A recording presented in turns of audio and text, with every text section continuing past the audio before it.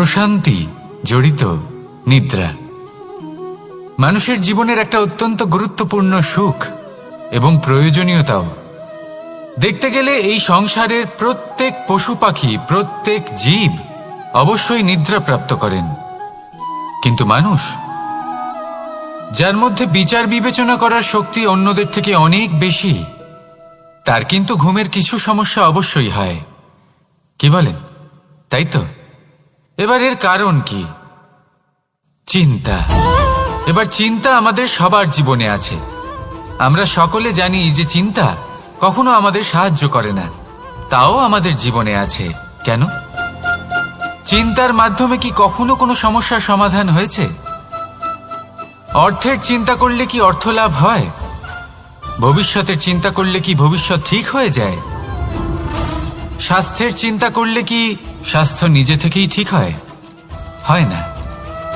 তাহলে এই সব কিছু থেকে আমাদের একটা ছোট্ট শিক্ষা অবশ্যই লাভ করা উচিত। আপনিও আপনার কাঁধ থেকে চিন্তার এই বোঝা নামিয়ে ফেলুন। আর ইচ্ছে, এই সব ইচ্ছে একত্রিত হয়ে আমাদের মনে চিন্তা উৎপন্ন করে। তাই এই চিন্তাগুলিকে ত্যাগ করুন। প্রকৃতির প্রেমের উপর বিশ্বাস রাখুন।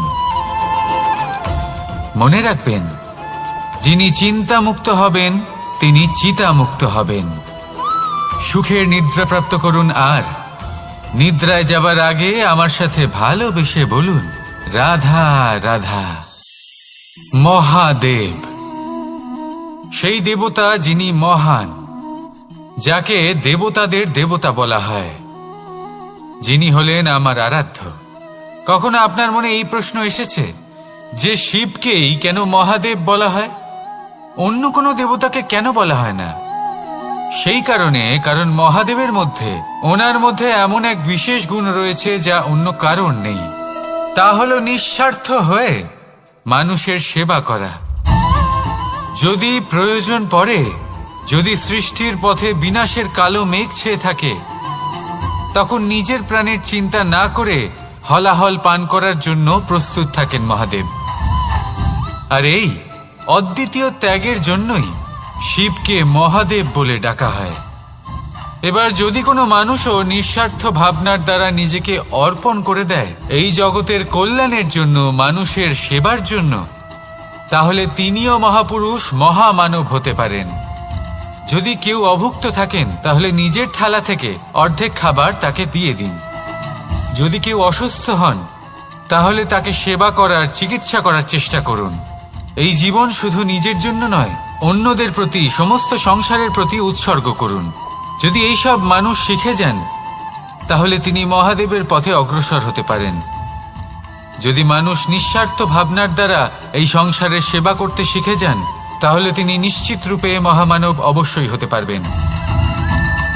আসুন আমার সাথে ভালোবেসে বলুন, রাধা রাধা।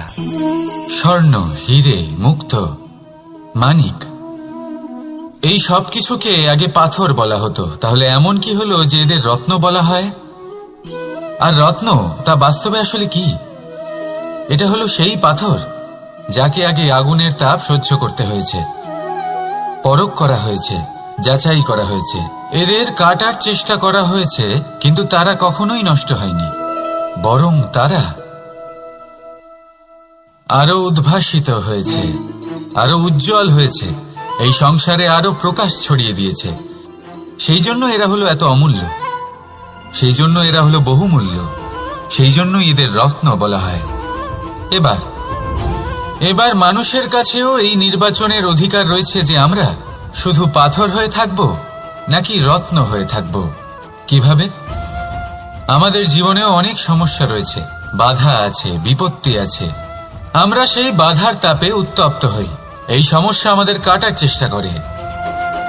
অনেক মানুষ বিভিন্ন পরিস্থিতি আমাদের ভাঙার চেষ্টা করে, কিন্তু আমাদের নষ্ট হলে চলবে না। যেভাবে এই রত্ন সমস্যার সম্মুখীন হয়ে পাথর থেকে রত্ন হয়েছে, সেইভাবেই আমাদেরও আমাদের সমস্যার সম্মুখীন হয়ে রত্ন হয়ে উঠতে হবে, এই সংসারে প্রকাশের স্রোত হয়ে উঠতে হবে। তাহলে এটাই করুন, আর আমার সাথে ভালোবেসে বলুন, রাধা রাধা।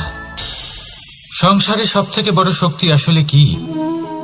কেউ বলবেন শারীরিক শক্তি, কেউ বলবেন অস্ত্রের শক্তি, কেউ বলবেন জ্ঞানের শক্তি। ঠিক আছে, কিন্তু যদি আমি বলি সংসারের সব থেকে বড় শক্তি হল শক্তি কোনো এক তথ্যের, আগে হ্যাঁ, তথ্য।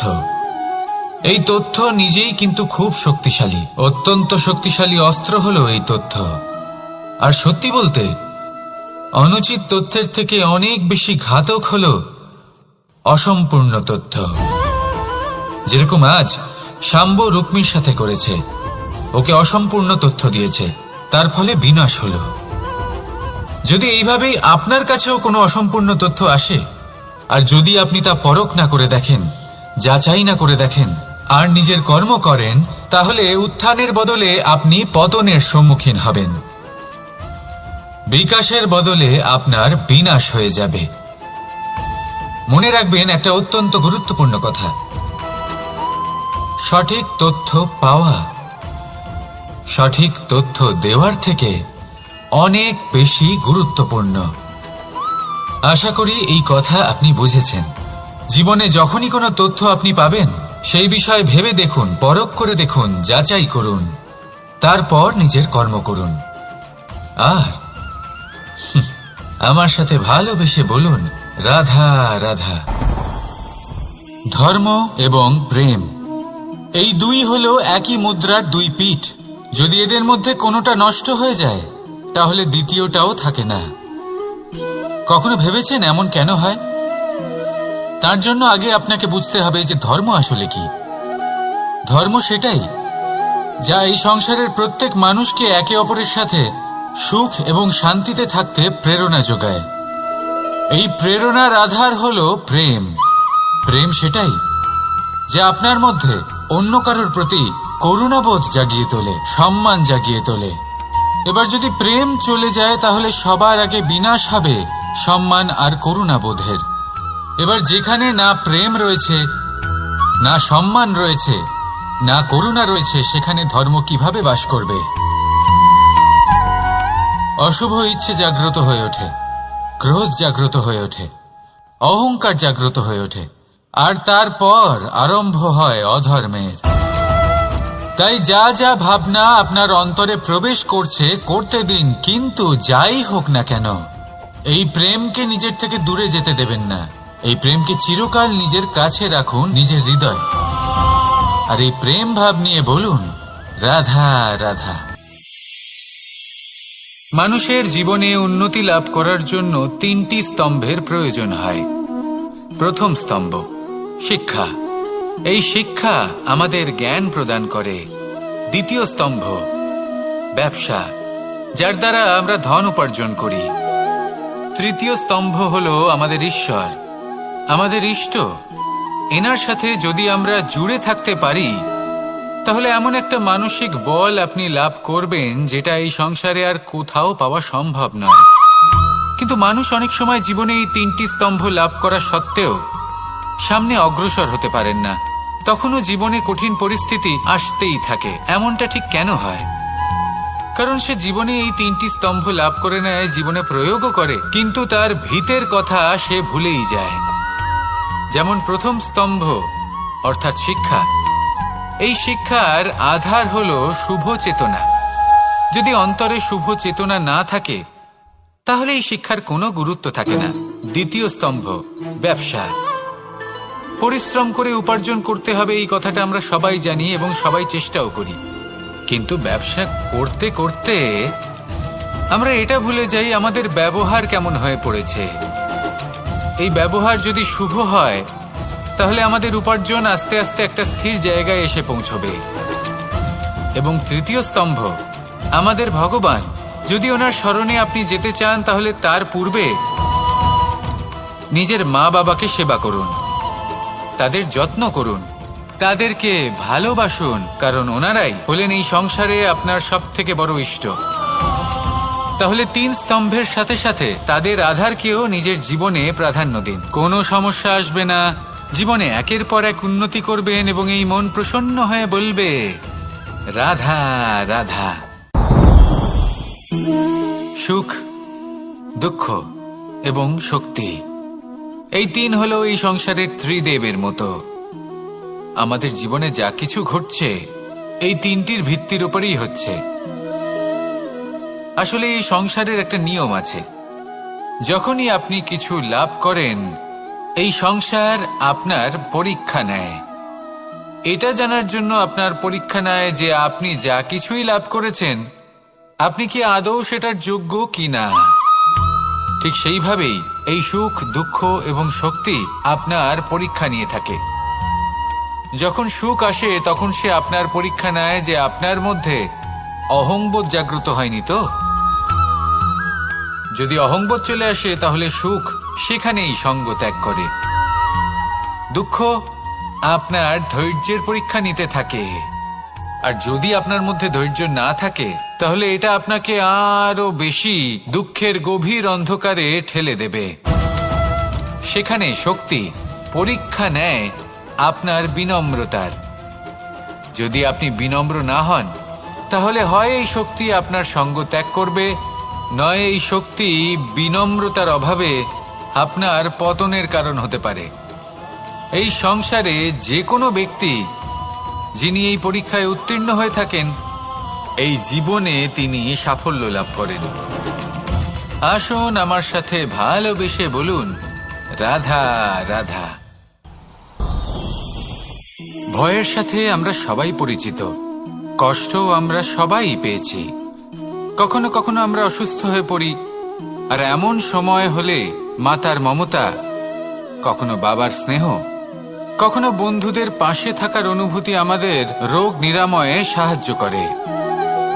কখনো যদি আমরা নিরাশ হয়ে পড়ি, তখন যদি আমাদের কোনো আপনজন আমাদের দুটো ভালো কথা বলে তখন আমাদের মনোবল বেড়ে যায়।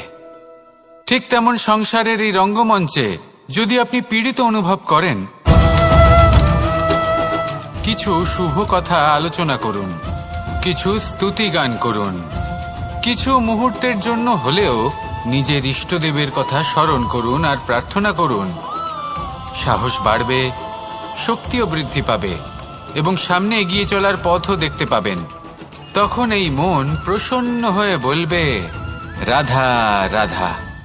এই সংসারে কখনো কোনো ব্যক্তিকে তার বাইরের পোশাক দেখে বিচার করার চেষ্টা করবেন না, এটা খুব বড় ভুল করবেন। যেমন আমরা জীবনে অনেক সময় এমন করি, ধরুন কোথাও একটা গাছ দেখলাম, খুব বিশাল আকারের একটা গাছ যেটা মাটির থেকে অনেক উঁচুতে পৌঁছে গেছে, যার বিশাল শাখা আছে। সেগুলো দেখে আমরা ভাবি যে এই গাছে হয়তো কত সুস্বাদু ফল আছে, আমরা সেই গাছের পরিচর্যা করতে থাকি। আবার অন্যদিকে হলো একটি তৃণ যেটা মাটি থেকে কিছুটা উঁচুতে পৌঁছেছে, কিন্তু সেই তৃণর নিচে, মাটির নিচে অত্যন্ত সুস্বাদু ফল বা সবজি জন্ম নেয়, যা আমাদের স্বাস্থ্যের পক্ষে অত্যন্ত উপকারী। সেই জন্য কখনো আবরণ দেখে কাউকে বিচার করতে চেষ্টা করবেন না। তার বদলে এটা বোঝার চেষ্টা করুন যে আপনার সামনে যে ব্যক্তি আছে বা বস্তু আছে তার বিশেষত্ব কি। যদি এই বিশেষত্ব বোঝার ক্ষমতা আপনি অর্জন করেন, যদি এই শিল্প আপনি নিজের ভেতরে জাগ্রত করেন, তাহলে এই সংসারে বিশেষত্ব কি সেটা আপনি জানতে পারবেন। আর এই সমস্ত খেলা দৃষ্টি থেকে নয়, দৃষ্টিভঙ্গি থেকে জন্ম নেয়। দৃষ্টিভঙ্গি সবসময় শুভ রাখুন আর আমার সাথে ভালোবেসে বলুন, রাধা রাধা। যখন আমরা কোনো বনে প্রবেশ করি তখন এই সবুজ ঘাস দেখে, এই কোমল ঘাস দেখে আমাদের মন প্রফুল্ল হয়ে ওঠে। ভিন্ন ভিন্ন প্রজাতির ফুল, ভিন্ন ভিন্ন রঙের ফুল দেখে এই মন আনন্দে ভরে ওঠে। এখানে শিশুরা আনন্দ লাভ করে, বড়রা ভোজন গ্রহণ করেন, কথাবার্তা বলেন, হাঁটাহাঁটি করে বেড়ান। এবার ভেবে দেখুন, যখন এই উপবনের নির্মাণ হয়েছিল সেই সময় যদি এই মাটিকে সঠিকভাবে খনন না করা হতো, যদি তাতে সঠিকভাবে বীজ রোপণ না করা হতো, যদি কোনো সংঘর্ষ না হতো, পরিশ্রম না করা হতো, যদি চলতে চলতে পায়ে কাঁটা না বিঁধে যেত, তাহলে এই সুন্দর বন দেখে আমরা কি এই আনন্দ লাভ করতে পারতাম? কখনোই নয়। ধরুন কোনো নদীর তটে সুন্দর একটি বন আছে, সেই বনের আনন্দ লাভ করতে গেলে আপনাকে সেই নদী পার করতেই হবে। যদি সুখের নদীর কাছে পৌঁছতে চান তাহলে তটে যে কাঁটা রয়েছে সেগুলোর সাথে সংঘর্ষ করতেই হবে। এই সংসারে যদি আপনি সুখ লাভ করতে চান তাহলে সুখ লাভের এই যাত্রা শুরু করতে হবে সংঘর্ষ দ্বারা। তাহলে সংঘর্ষকে স্বাগত জানান, এর পেছনেই সুখ রয়েছে যা আপনার জন্য অপেক্ষা করছে। এবার হাসুন আর আমার সাথে ভালোবেসে বলুন, রাধা রাধা। সংসারে আমাদের জীবনের সবথেকে বড় দোষ কি আপনি জানেন?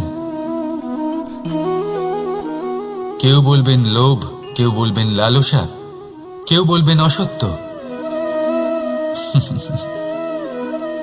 দেখুন, দুঃখের মূল কারণ হলো পরিশ্রম না করা। কিছু মানুষ ভাবেন যে আমি জীবনে কোনো পরিশ্রম করব না, অথচ আমি সবকিছু প্রাপ্ত করতে চাই। আর এমন এক কারণের জন্যই দূতের মতো খেলা আমাদের জীবনে প্রবেশ করার সুযোগ পায়। দূত, এই দূত আসলে কি? দূত অর্থাৎ কোনো পরিশ্রম ছাড়াই অন্য কেউ পরিশ্রম করে যা অর্জন করেছেন, যে সুখ সুবিধা অর্জন করেছেন, তা নিজের জন্য শুধুমাত্র একটা খেলার মাধ্যমে নিজের করে নেবার ইচ্ছে। আর এই ইচ্ছে অত্যন্ত বিনাশকারী হতে পারে। এই ইচ্ছে যদি আপনার বিবেক, আপনার মন, আপনার চেতনা, আপনার ভাবনা প্রবাহিত করে ফেলে, তারপরে আপনি চেষ্টা করতে শুরু করে দেবেন, আর সেইখান থেকেই আপনার পতন শুরু হবে। এই চেষ্টা করবেন যে অন্য কারোর জীবনের সমস্ত ধন, তার সমস্ত জীবন সম্পূর্ণভাবে নিজের করে নেওয়ার। কারণ প্রথমে আশা জাগ্রত হয়, আর এই আশা হতাশায় পরিণত হতে সময় লাগে না। এই হতাশা কুণ্ঠায় পরিণত হতে সময় লাগে না, কুণ্ঠা লোভে পরিণত হতে সময় লাগে না, আর এই লোভ প্রতিশোধ স্পৃহাতে পরিণত হতে সময় লাগে না। আর যখন এই সব কিছু হয়, আপনি দুষ্ট হয়ে যান। আর সবাই জানেন যে প্রত্যেক দুষ্ট ব্যক্তির পতন হলো অবশ্যম্ভাবী। তাই নিজেকে দূতের থেকে দূরে রাখুন আর পরিশ্রমকে নিজের কাছে টেনে নিন। জীবনে আপনার যা যা স্বপ্ন রয়েছে, যা আপনি করতে চান, শুধুই পরিশ্রম দ্বারা অর্জন করুন। তাহলে তাই করুন আর আমার সাথে ভালোবেসে বলুন, রাধা রাধা। জীবনে কিছু শেখা অত্যন্ত গুরুত্বপূর্ণ।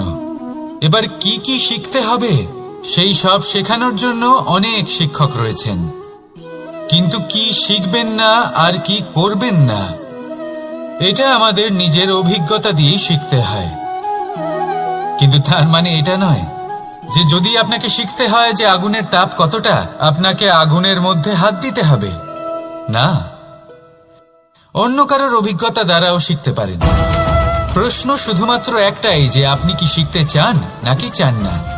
যদি আপনি এটাই ভাবেন যে আমি শুধুই নিজের অভিজ্ঞতা দ্বারাই শিখতে চাই, তাহলে জীবনকাল ছোট মনে হবে, অনেক কিছুই শিখতে পারবেন না। তাই নিজের সাথে সাথে বড়দের অভিজ্ঞতা দ্বারাও শেখা শুরু করে দিন। এই সংসারের অভিজ্ঞতা দ্বারা শিখতে শুরু করে দিন। আর এটা নিশ্চিত রূপে শেখা আবশ্যক যে কখন কি করবেন না, কোথায় থামতে হবে আর কোথায় থামবেন না। তাহলে আসুন আর আমার সাথে ভালোবেসে বলুন, রাধা রাধা। ভোজন। এবার ভোজন সংগ্রহ করার জন্য মানুষ কি না করেন, সব সময় চেষ্টা করতে থাকেন। ফসল উৎপাদনের জন্য অনেক পরিশ্রম করতে থাকেন, কিন্তু অনেক সময় অনেক পরিশ্রম করার পরেও ফসল ভালো উৎপাদন হয় না। এর কারণ কি? কারণ হলো এটাই যে আপনি পরিশ্রম হয়তো অনেক করেছেন, কিন্তু আপনার নজর তো সেই বীজের দিকে ছিলই না যা আপনি রোপণ করেছেন। সেই জন্য সব সময় কোনো বীজ রোপণ করার আগে তাকে পরখ করে দেখুন, তা অত্যন্ত আবশ্যক। আর সেইভাবেই যখনই কোনো কর্মের প্রশ্ন আসে, তাহলে সেখানে শুধুমাত্র পরিশ্রম যথেষ্ট নয়।